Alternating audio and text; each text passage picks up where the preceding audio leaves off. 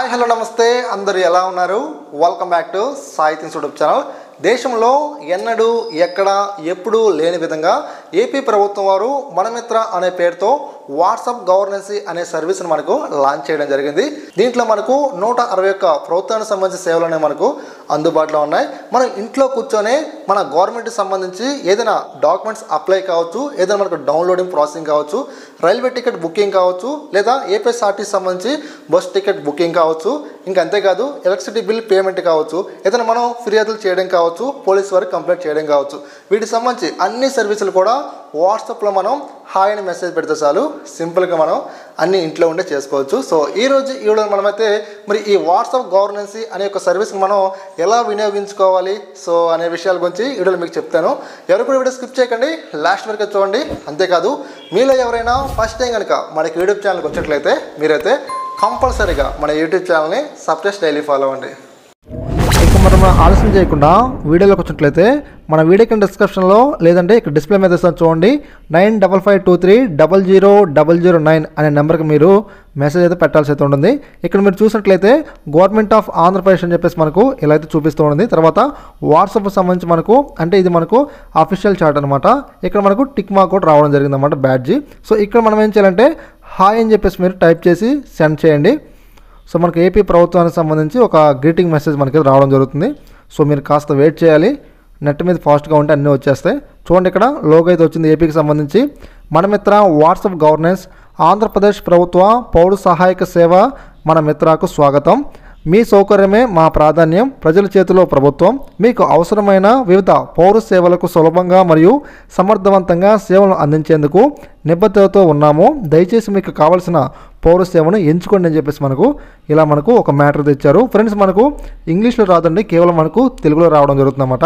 ఎందుకంటే అందరూ చదువుకున్న వాళ్ళు ఉంటారు కదా, సో తెలుగులో ఉంటే అందరికీ అర్థమవుతుంది అనే ఉద్దేశంతో ఏపీ ప్రభుత్వం వారు మనకు ఈ యొక్క ఫీచర్ని మనకు ఇలా కల్పించడం జరిగింది. ఇక్కడ మనకు డౌన్లో సేవను ఎంచుకోండి అని చెప్పేసి మనకు ఒక ఆప్షన్ కనిపిస్తుంది. ఇక్కడ మనం క్లిక్ చేద్దాం.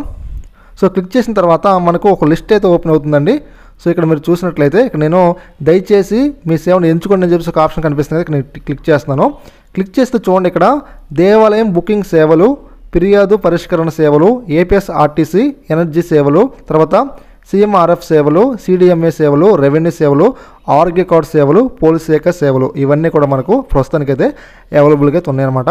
త్వరలోనే మనకు సో కొత్త సర్వీసులు కూడా మనకు యాడ్ చేయబోతున్నారు. ఇక మనం దేవాలయ బుకింగ్ సేవల మీద ట్యాప్ చేసినట్లయితే సో మనకు ఫెచ్ అవుతాయి డీటెయిల్స్.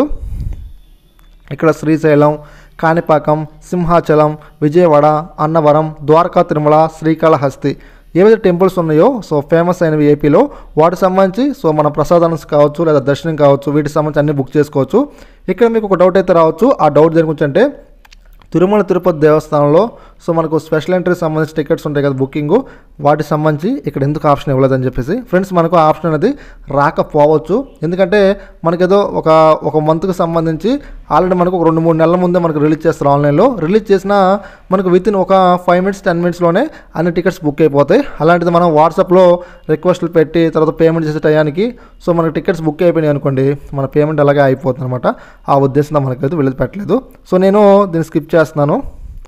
ఇక్కడ ఫిర్యాదుల పరిష్కరణ సేవలండి. ఇక్కడ మనం క్లిక్ చేసినట్లయితే ఏదైనా కంప్లైంట్స్ ఉంటే మనం ఇక్కడ ఇవ్వచ్చు అనమాట. నెక్స్ట్ వచ్చేసి ఏపీఎస్ఆర్టీసీ సేవలు. సో మీరు బస్సు అంటే మన యొక్క ఆంధ్రప్రదేశ్లో మీరు బస్ టికెట్ బుక్ చేసుకోవచ్చు. ఇక్కడ 2 ఆప్షన్లు ఇచ్చారు, bus ticket booking, bus ticket రద్దు అని చెప్పేసి. సో ఇది కూడా మంచి ఆప్షన్ లాంటిది అనమాట. నేను నెక్స్ట్ వీడియోలో చేస్తాను సో బస్ టికెట్ ఎలా బుక్ చేయాలి ఏంటని చెప్పేసి. ఇక నెక్స్ట్ వచ్చేసి ఎనర్జీ సేవలు అంటే ఎలక్ట్రిసిటీ సంబంధించి ఇక్కడ నేను క్లిక్ చేస్తున్నాను. క్లిక్ చేసిన తర్వాత సో ఇక్కడ మనకేంటంటే మనకి ఎలక్ట్రిసిటీ నెంబర్ అయితే అడుగుతారు. సో నేనైతే ఎంట్రీ అయితే చేశాను. ఇక్కడ కన్ఫర్మ్ మీద ట్యాప్ చేయండి. కన్ఫర్మ్ మీద ట్యాప్ చేసిన తర్వాత ఇక్కడ మనకు 3 ఆప్షన్లు అయితే ఇచ్చారు.